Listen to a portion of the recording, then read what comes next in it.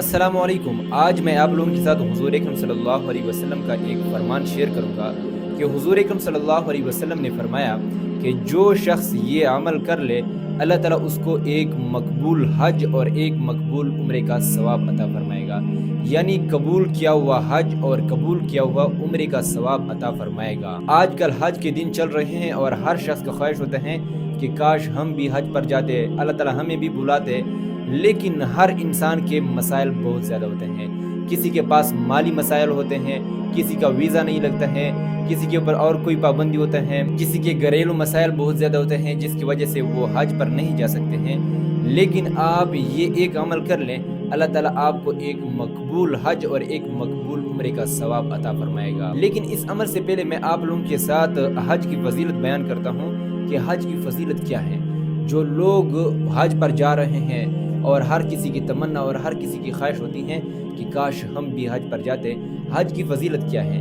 سب سے پہلے نمبر پر ہے کہ حضرت ابو ہریرہ رضی اللہ تعالیٰ عنہ سے روایت ہے کہ حضور اکرم صلی اللہ علیہ وسلم نے فرمایا کہ جس شخص نے حج کیا اور دوران حج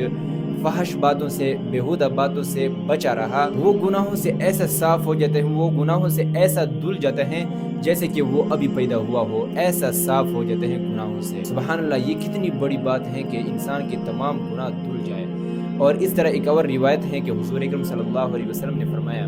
کہ جو شخص حج کے دوران لبیک اللہم لبیک کی صدائیں لگاتا ہے تو اس کے دائیں اور بائیں جانب سے لے کر سورج تک تمام مخلوقات، چاہے وہ چرند پرند ہو چاہے فرشتے ہو،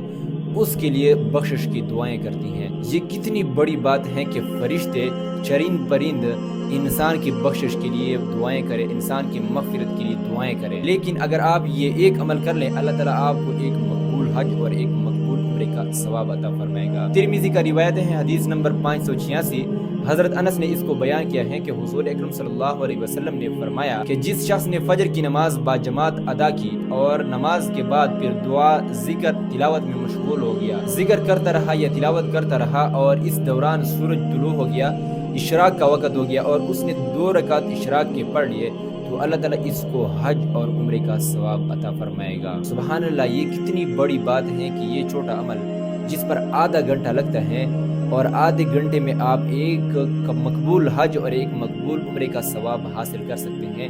اور عورتیں اس عمل کو کیسے کریں گے؟ عورتیں بھی جب فجر کی نماز پڑھ لیں، فجر کی نماز کے بعد جس جائے نماز پر آپ بیٹھی ہیں وہاں پر آپ دعا، ذکر یا تلاوت شروع کر لیں، اور جب اشراق کا وقت ہو جائے 2 رکعت اشراق نماز پڑھیں اور اس کے بعد دعا کریں۔ اللہ تعالیٰ آپ کو اس عظیم فضیلت اور اس عظیم ثواب سے نوازے گا۔ تو صدقہ جاریہ کے طور پر اس پیغام کو، اس ویڈیو کو دیگر لوگوں کے ساتھ بھی شیئر کیجیے۔